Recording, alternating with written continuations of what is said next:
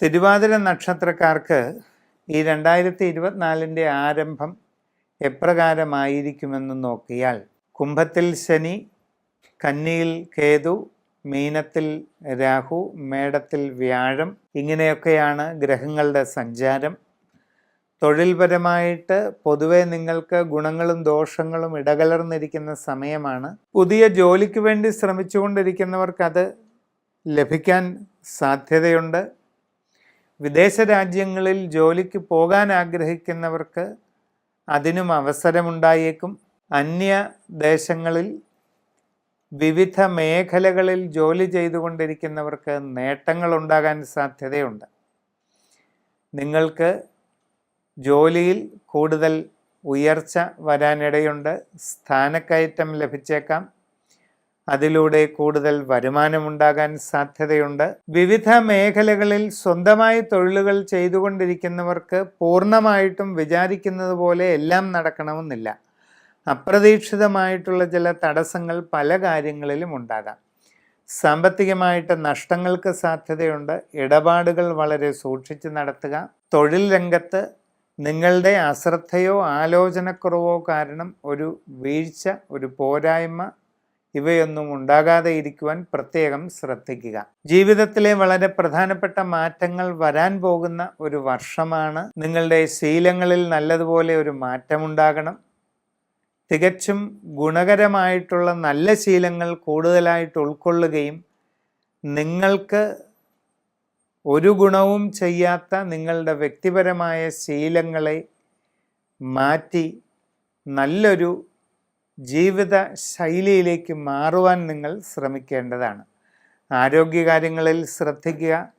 നിങ്ങളുടെ കർമ്മരംഗത്ത് അപ്രതീക്ഷിതമായിട്ട് പല പോരായ്മകളോ തടസ്സങ്ങളോ വരാം. വളരെ ശ്രദ്ധാപൂർവം സാഹചര്യങ്ങളെ മനസ്സിലാക്കി ഉചിതമായത് പ്രവർത്തിക്കുക. കുടുംബത്തിൽ നേരിയ ചില അസ്വസ്ഥതകളൊക്കെ ഉണ്ടാകാൻ സാധ്യതയുണ്ട്. സംഭാഷണത്തിൽ വേണ്ടത്ര കരുതലും മിതത്വവും നിങ്ങൾ ശീലിക്കേണ്ടതാണ്. യാത്രാക്ലേശം, അലച്ചിൽ ഇവയൊക്കെ അനുഭവപ്പെട്ടേക്കാം. വളരെ ശ്രദ്ധിച്ചു വേണ്ടത് ചെയ്യുക. ഔദ്യോഗിക രംഗത്ത് പ്രവർത്തിക്കുന്നവർ വളരെ പ്രധാനപ്പെട്ട കാര്യങ്ങളിൽ തീരുമാനമെടുക്കുമ്പോൾ നന്നായി ആലോചിച്ച് തന്നെ വേണ്ടത് ചെയ്യേണ്ടതാണ്. ജീവിതത്തിൽ ദീർഘകാലമായുള്ള പല ലക്ഷ്യങ്ങളും സാധിക്കുവാൻ അവസരമുണ്ടാകും. വളരെ സുപ്രധാനമായ ടേണിംഗ് പോയിന്റ്, മാറ്റത്തിൻ്റെ കാലഘട്ടമാണ് വരാൻ പോകുന്നത്. നിങ്ങളുടെ വ്യക്തിപരവും കൂടുതൽ സൂക്ഷ്മവുമായ കാര്യങ്ങൾ സമ്പൂർണമായ ഒരു രാശിചിന്തയിലൂടെ മനസ്സിലാക്കി വേണ്ട പ്രതിവിധികൾ ചെയ്ത് മുമ്പോട്ട് പോവുക. നമ്മൾ വാർഷിക ഫലങ്ങൾ, പ്രധാനപ്പെട്ട വിഷുഫലം, പുതുവത്സര ഫലങ്ങൾ, ഇങ്ങനെയുള്ള ജ്യോതിഷ ഫലങ്ങൾ നിരൂപണം ചെയ്യുമ്പോൾ ദീർഘകാലം ഒരു രാശിയിൽ തുടരുന്ന വ്യാഴം, ശനി തുടങ്ങിയ ഗ്രഹങ്ങളുടെ സ്ഥിതി അനുസരിച്ചാണ് കൂടുതലും നിർണയങ്ങൾ എടുക്കുക. ശനിയും വ്യാഴവും രാഹു കേതുക്കളുമാണ് ഗ്രഹങ്ങളിൽ ഏറ്റവും കൂടുതൽ കാലം ഒരു രാശിയിൽ നിൽക്കുന്നത്. ശനി ശരാശരി 2.5 വർഷക്കാലവും വ്യാഴം ശരാശരി 1 വർഷക്കാലവും രാഹുകേതുക്കൾ ശരാശരി 1.5 വർഷക്കാലവും ഒരു രാശിയിൽ തുടരുന്നതാണ്. വർഷം ആരംഭിക്കുമ്പോൾ വ്യാഴം മേടം രാശിയിൽ രാഹുവുമായിട്ട് യോഗം ചെയ്ത്